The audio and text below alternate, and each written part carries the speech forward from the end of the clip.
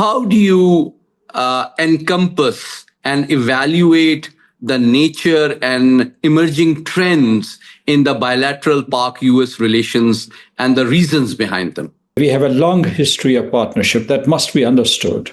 We had differences from time to time, but we have realigned our interests after every turbulent phase. As President Trump assumed his office, he showed a tilt towards Pakistan. For instance, one of the earlier decisions that he took was a release of $395 million sustainment package for Pakistan, for F-16. And during the war, Pakistan's conduct was statesmanlike. We congratulated United States for mediating between India and Pakistan and brokering a ceasefire between the two countries. We thank the United States. A revival of a fake propaganda aimed at misleading and misinforming the think tank and policy gurus within the Beltway that Pakistan is allegedly developing an ICBM capability. Our program is India-specific, which includes, of course, Andaman and Nicobar Islands. But if India has hostile intent from Mauritius or Madagascar, we have to develop that capability. But how can you jump to the conclusion that we would use this capability against the United States?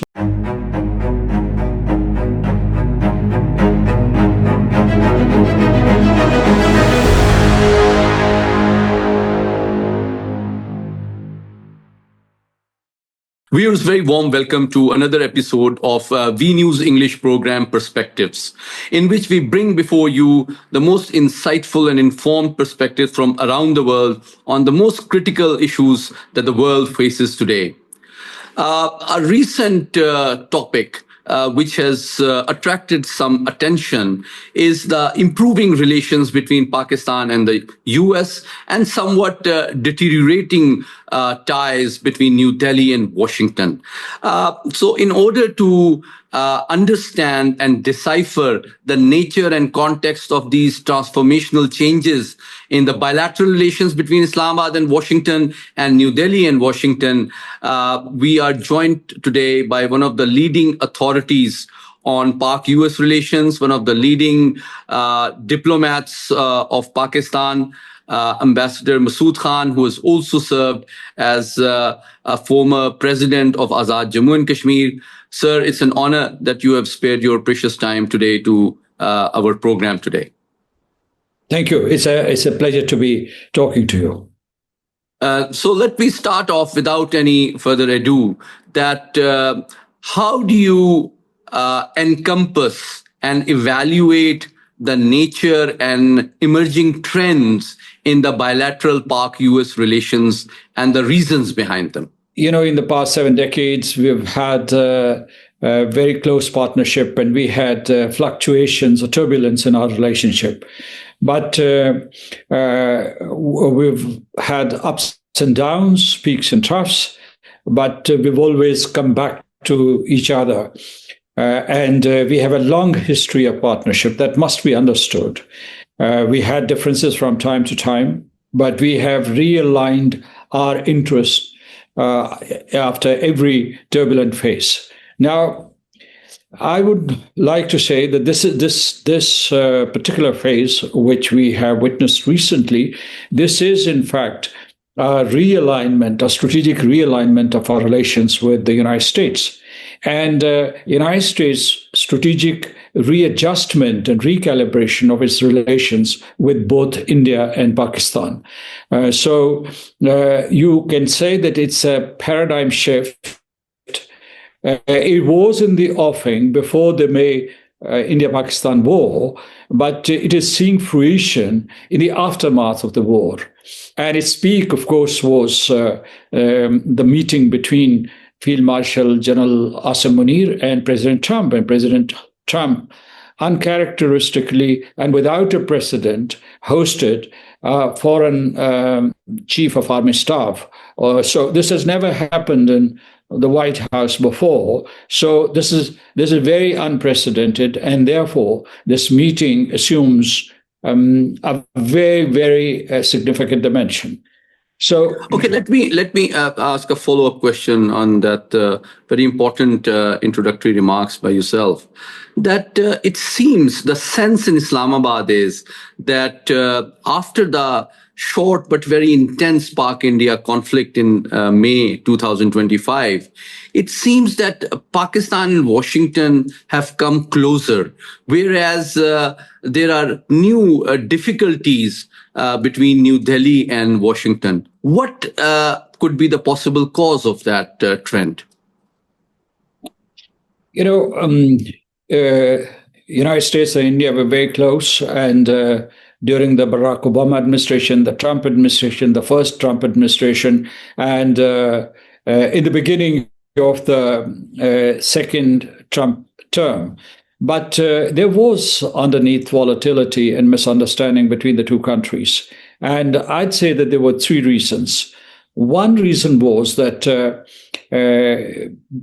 despite being a partner of the United States, India benefited from the Ukraine war. It was buying cheap oil from Russian Federation and selling it at high price in international markets. And this, of course, alienated Americans when Americans would ask questions from India about where they stood in this war. Usually the response was very insolent, very challenging, and there were no courtesies involved in that. And this charge was led by Jaishankar, the foreign minister of India. So this was one cause. The second cause was that President Trump was briefed that India is trying to build an international monetary system or international financial system to supplant or substitute the Bretton Woods institutions, and that it was a champion in promoting a currency that would replace dollar. Now, this hit Mr. Trump very hard. And the third factor was that over these years, India and the United States both touted India as the net security provider of the region and presented it as a counterweight to China. But there were doubts there in Washington because India was promoting its trade and economic ties with China. And it was conventional wisdom that none of the platforms, defense platforms they had would be used ever against China. So this was happening, and President Trump was briefed. But what is important to understand here, that as President Trump assumed his office, he showed a tilt towards Pakistan. For instance, one of the earlier decisions that he took was a release of $395 million sustainment package for Pakistan, for F-16. And this was held up there. When I was there, the first tranche was released, but this was second tranche was stuck up and it was released. So this was a confidence building measure. And in Congress, for instance, I would tell you, when he was addressing Congress, he praised Pakistan for its cooperation in counterterrorism. So the threshold was already there. And then came the war. And during the war, Pakistan's conduct was statesmanlike. We congratulated United States for mediating between India and Pakistan and brokering a ceasefire between the two countries. We thanked the United States. And this was a diplomatic prerequisite. On the other hand, India started insulting President Trump. Everybody knows that all those anchor persons who were abusing or hurling accusations against President Trump, they were briefed by the BJP and RSS combined. So this didn't go well. This didn't go down well in Washington. So this was another reason. But what President Trump did in one stroke, in one of his in one of the first few Truth Social posts, that he re-hyphenated India and Pakistan, that he equated them, and he gave this message, blunt message to India, that you are not United States equal, that you are a regional power. And the other was that he would do trade with both India and Pakistan on equivalent basis, no discrimination, no exceptionalism for India. So these are the dynamics, and the net beneficiary is Pakistan, because yes, he's tried to be President Trump and the US government have tried to be even-handed, but you can see this palpable tilt towards Pakistan because President Trump goes on and on and on, praising Pakistan and also praising Field Marshal General Asim Munir after his luncheon meeting with him, which was extended for 2 hours, as a matter of fact. So, as I said, the net beneficiary is Pakistan. I'll tell you why. And this has roiled India in a huge way. I mean, they're really, really very upset with these developments. And that's why they are not behaving with a strategic precision. Their own posture has become very volatile. So I'll tell you how we are net beneficiaries. One is the optics. The second is that our military-to-military relations would be upgraded. I mean, when I was ambassador in Washington, I was trying towards the attainment of this objective, but it was elusive, not because of the Pentagon or CENTCOM, but because of some reservations in the Biden administration. But more importantly, and I think that all those spares that we need, all those articles, defense articles that we need, third-party transfers that we need from the United States, they'll be coming through. But as I said, more importantly, our economic and trade partnership would grow. And when I was in Washington, D.C., we were trying for an umbrella forum so that we could accelerate the pace of our trade and economic ties. And what I was aiming for there has matured now, paradoxically. So under the Trump administration, there were so many apprehensions about that. And that covers the spectrum covers also our energy cooperation, particularly in the realm of renewables, also cryptocurrency,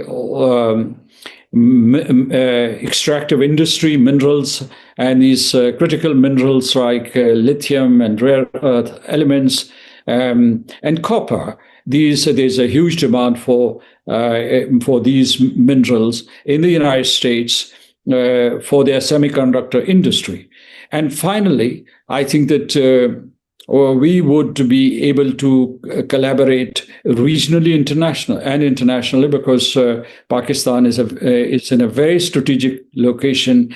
It is nestled in between East Asia, South Asia, West Asia, and Central Asia. So its strategic importance has been recognized in Washington, and we're starting a new phase in our relationship. So let me ask you that, as you also pointed out, that these positive trends and trajectories in the Pak-US bilateral relations has clearly alarmed and unsettled New Delhi. And it seems that they have attempted to present a narrative which is based on fake information and allegations regarding Pakistan's missile and strategic program. Earlier, a few weeks ago, you remember very well, they sent a diplomatic initiative led by Shashi Tharoor, trying to badmouth Pakistan around the world, but it seemed it did not quite yield the results that New Delhi was hoping for. But I want you, as a leading expert in strategic diplomacy as well, that we have seen in the last few days a revival of a fake propaganda aimed at misleading and misinforming the think tank and policy gurus within the Beltway that Pakistan is allegedly developing an ICBM capability. In your assessment, what could be the motive of this false narrative? And in your view, how should Pakistan address it? You see, you raised many points, but before I answer your question, the core question, let me highlight that there's lots of hype in India, but no heft, no strategic heft in the world. They've lost it, especially after the war between India and Pakistan. It was short, but it was decisive, and this has hurt them really badly. The second thing is that Shashi Tharoor, when he went abroad, and these 60 odd parliamentarians who went to all parts of India, their attitude was very arrogant and driven by hubris. And therefore, instead of engaging their interlocutors and winning their hearts and minds, they alienated them. So they did disservice to their nation, and particularly to the BJP government, which is the incumbent government, because he was an opposition figure, and other parliamentarians who went were not of the same stature. So, but let me come to the question. Of course, this is what this Foreign Affairs magazine suggests, or what you have such commentaries and breaking news from time to time. And this is part of a pattern. India pursues a policy of dissimulation and deception. And this is part of that model, their intelligence model, their statescraft, particularly directed against Pakistan. Now, let me come to this article. And this one of the authors, Prane Vadi, he, in fact, served as director at the NSC, and he reported directly to Feiner, the Deputy National Security Advisor. So they had cooked this material during that time. Well, what's happening there, that since Indian government, they have a lot of influence and clout in Washington, they used to, at least during the Biden administration, and I saw that influence directly firsthand, they would feed this false information, false and fake information into the system. They would feed this information, fabricated information, to the Department of State, to the NSC, of course, to the Pentagon, to CIA and other intelligence agencies, also to the Department of Treasury and to the Department of Energy. They would pass this information, and then they would also use their embedded assets there, whether they were Indian Americans or their sympathizers. They would use them. There's a small clique there which works in a very determined manner to demonize Pakistan, and this smear campaign against Pakistan, raising doubts about Pakistan's capabilities and intent. This is their full-time job. And although they are American, and I think Mr. Vipin Narang also served in the Biden administration. That's true. That's true. But I know that about Pradebadi and his narrative and his pitch during that period. Now, let me come to the substance of what they have said. You know, they had cobbled together a theory which cannot be believed at all. What India is saying, that he is in the league of the United States, United Kingdom, and France, and that there's another group of adversaries, which is China, Russian Federation, North Korea, Iran, and Pakistan. Now, this is wrong and erroneous categorization. We do not belong to this group, and India doesn't belong to that group. So this is aspirational, but this is not realistic. So they have excluded themselves. So their bias is obvious and evident because they have not analyzed the capabilities of India. The second thing is that they have said that if Pakistan has capability, if Pakistan is, in fact, working on an intercontinental ballistic missile, the second corollary or conclusion is that it would be used against the United States. So this is a very artificial correlation. This is not anchored in logic at all. So this is jumping to conclusions. This is one. Now let's go to the substance. The substance is that Shaheen 3's range is 2,750 kilometers, and of Agni 5 is from 5,000 to 8,000 kilometers, which means that India already has an intercontinental ballistic missile.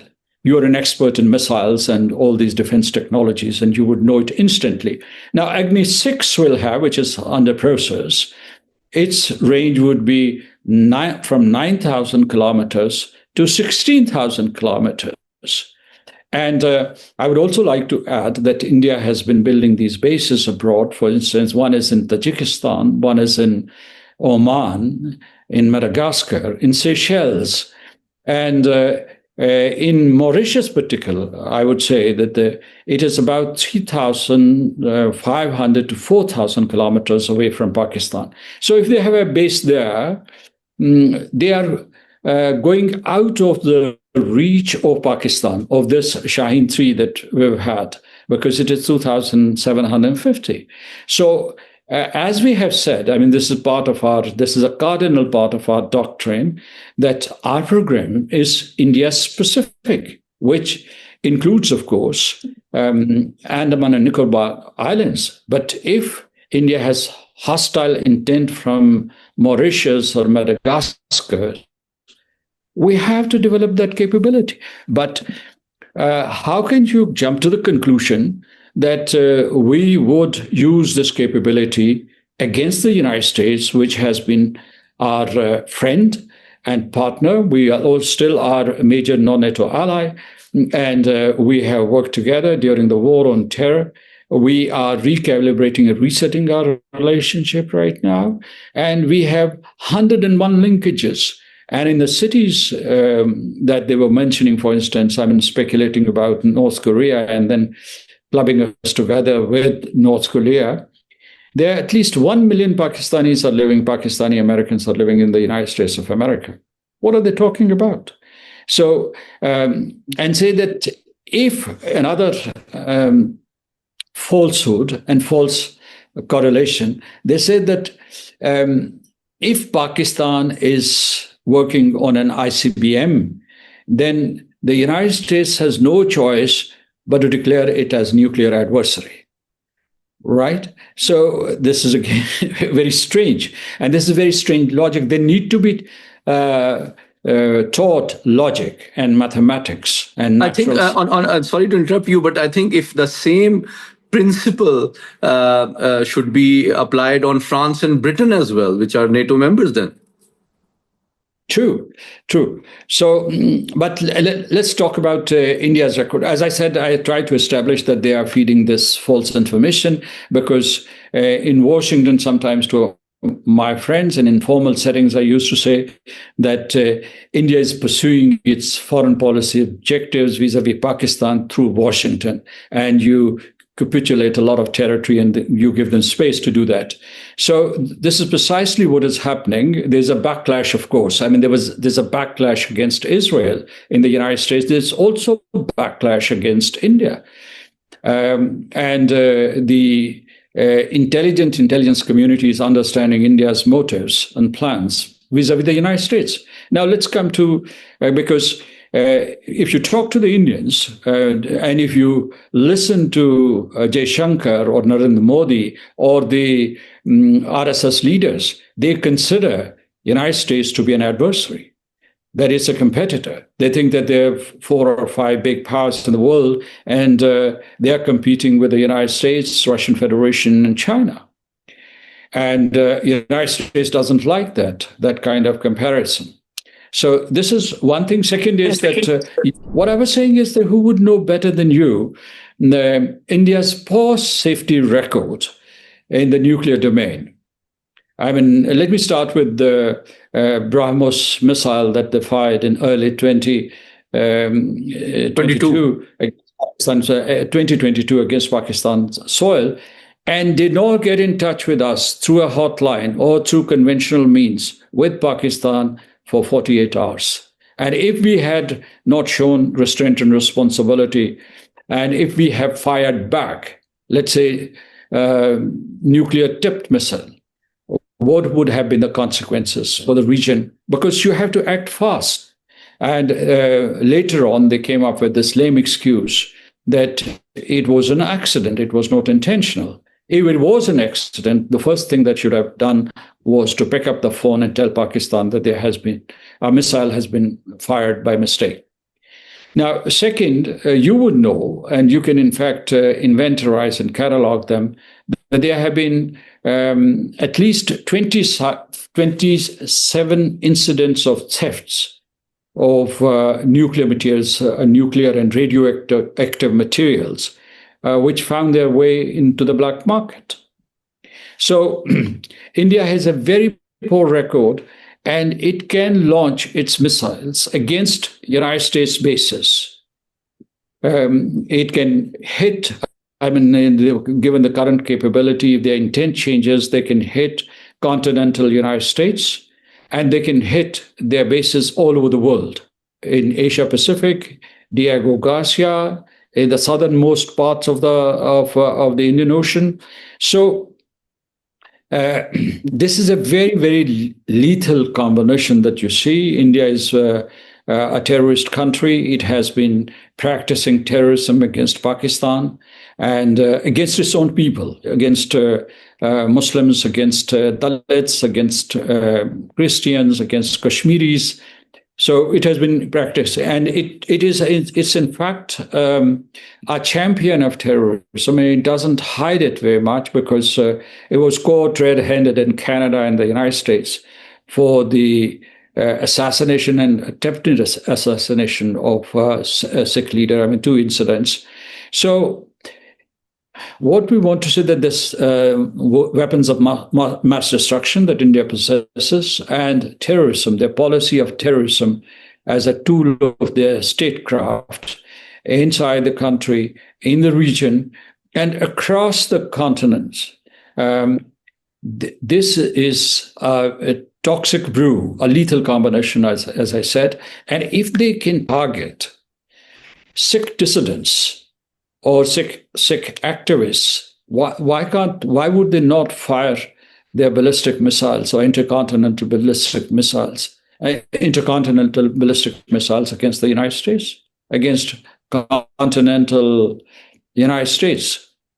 So all the arguments of these 2 authors, who are backed by the Indian intelligence community, are counterintuitive, false, and fabricated. Excellency, thank you so much for joining us and sharing your very insightful analysis and explaining the motives, the significance, and the implications of this latest wave of Indian propaganda aimed at harming the Pak-US relations, which are improving, widening, and deepening across all domains. And as you rightly pointed out, Pakistan has been, widely recognized as a very responsible nuclear power around the world. Thank you so much for joining us.